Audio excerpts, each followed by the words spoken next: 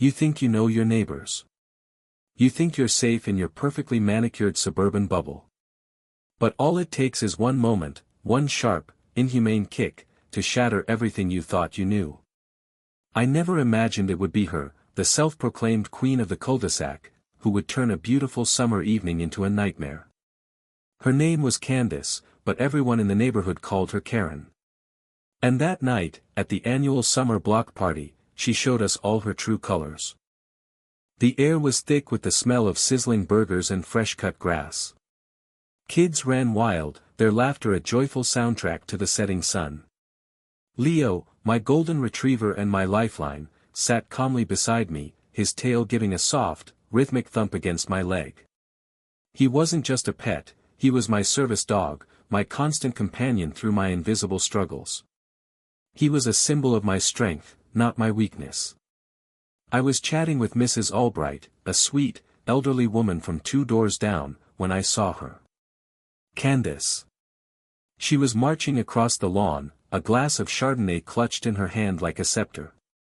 Her eyes, narrowed and cold, were fixed on Leo. A knot of dread tightened in my stomach. I knew that look.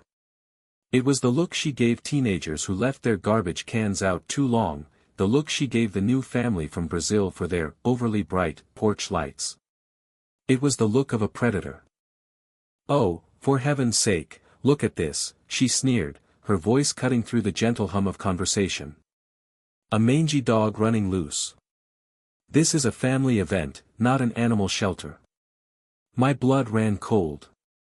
"He's not running loose, Candace. And he's a service dog," I said, my voice barely a whisper.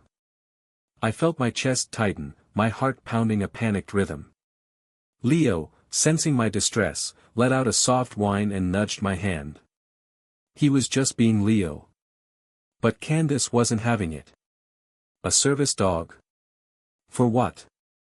You look perfectly fine to me. You people and your emotional support animals. It's an abuse of the rules, a blight on this community. Her words were a torrent of venom, but it was what she did next that froze the blood in my veins. Without a word, without a moment of hesitation, she swung her foot back and delivered a sharp, deliberate kick to Leo's ribs. A sickening thud. A high-pitched, guttural yelp of pain ripped from his throat, a sound that will forever haunt me. He fell onto his side, whimpering, his body trembling. I screamed. It wasn't a word, it was a primal sound of absolute horror and rage. The world went silent, all the laughter and music sucked out of the air. Everyone was staring, their faces masks of shock. Candace just stood there, her chin held high, as if she had just performed a heroic act. "He was in my way," she said, her voice dripping with indifference. Mrs. Albright gasped, clutching her chest. I dropped to my knees, cradling Leo, my hands shaking as I felt for broken bones. The world blurred through a veil of tears. A wave of suffocating helplessness washed over me, but it was quickly replaced by a fiery, blinding, righteous fury. She had just hurt the most innocent, loving creature I had ever known. And for what? For her own twisted sense of power.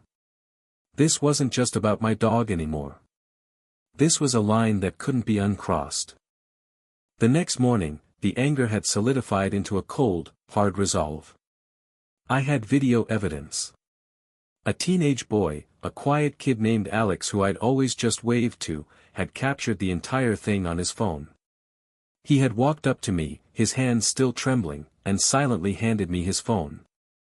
"She's always a jerk," he whispered. "Everyone's afraid of her. But what she did to your dog.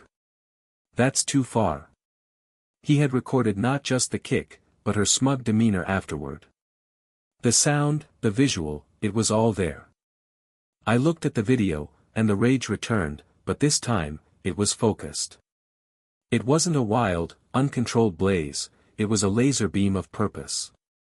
I couldn't just accept her hollow apology, which came via a text message and a veiled threat about my unsocialized dog. No. I was going to fight back. I started digging. I pulled up the HOA bylaws. I read them until the words swam before my eyes. I found the section on animal cruelty, the clause about conduct unbecoming of a board member, the rule about public nuisance and disturbing the peace. I didn't stop there. Alex's video wasn't the only piece of evidence. I started talking to my neighbors. At first, they were hesitant, their fear of Candace palpable.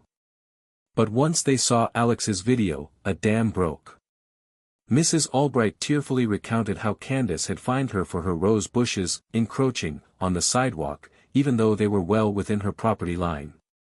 A single mother, new to the neighborhood, revealed how Candace had threatened her with fines over her children's chalk drawings on the driveway. The stories piled up, a dossier of petty tyranny and abuse of power. It wasn't just me. It was everyone. Candace had been ruling our community with a clenched fist, and we had all just accepted it. How could we have been so blind? So scared? The HOA board meeting was scheduled for the following Tuesday. I requested a special agenda item. Word spread like wildfire.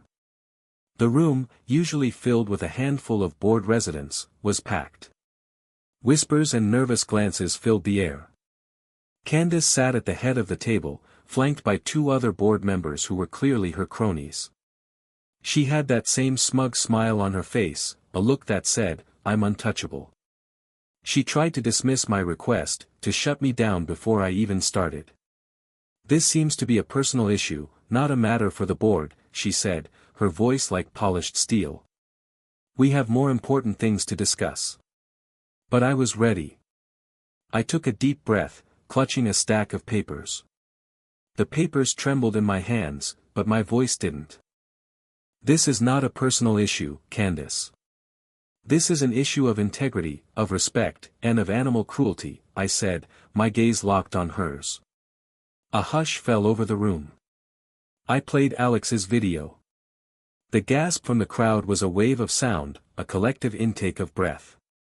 The sickening thud. Leo's yelp. It was all there, undeniable. Candace's face, for a split second, went slack. Her smugness vanished, replaced by a flash of panic. But she quickly recovered, her jaw clenching. "That's doctored. That's a staged video. That dog was aggressive," she sputtered, her voice rising.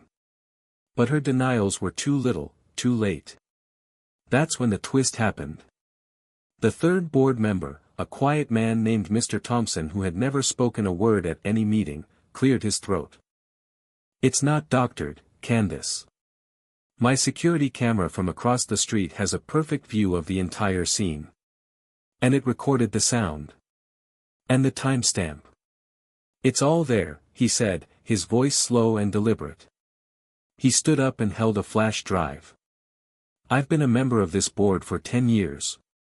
And for 10 years, I've watched you rule this community like it's your own personal kingdom. I've watched you bully neighbors, threaten families, and abuse your power. I've stayed silent because I was afraid of you, just like everyone else. But what you did to that dog. To a service animal. It was the last straw. I can't look away anymore." He handed the flash drive to the other board member, a woman who had been shifting uncomfortably in her seat. The air in the room was so thick with tension you could almost hear it crackle. The tables had turned. The hunter had become the hunted. Candace's face drained of all color. The facade she had so carefully constructed over the years, the one that made her seem so powerful and untouchable, was crumbling before our very eyes.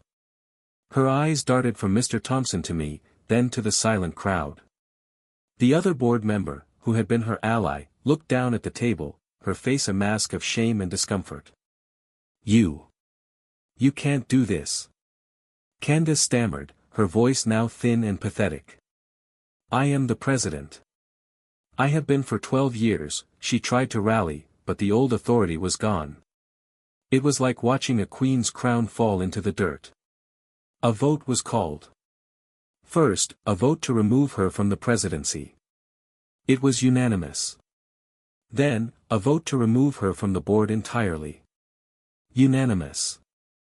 Finally, a motion was brought forth to open an investigation into her past conduct and potential violations of the community's conduct rules, violations that could lead to her eviction from the neighborhood. It passed. She sat there, a woman utterly defeated, her posture collapsing in on itself. Her shoulders slumped. The arrogant tilt of her chin was gone, replaced by a trembling mess of a woman. She wasn't just losing her power, she was losing everything. She stood up slowly, her knees shaking, and stormed out of the room, her high heels echoing hollowly on the linoleum floor. The silence she left behind was not one of fear, but of relief. The community, for the first time in years, felt like a community again. I looked at Leo, who was now fully recovered and sitting at my feet, his head resting on my shoe. He gave a soft sigh, a sound of peaceful contentment. We had faced the monster, and we had won. But it wasn't just my victory. It was everyone's. We had all found our voices. We had all earned our peace back. It's been a few months now. Candace is gone. The house has a new, much kinder family in it. The neighborhood feels lighter, happier, more connected. Alex, the boy who recorded the video, is now my friend, and a local hero. Mrs. Albright's rose bushes are thriving.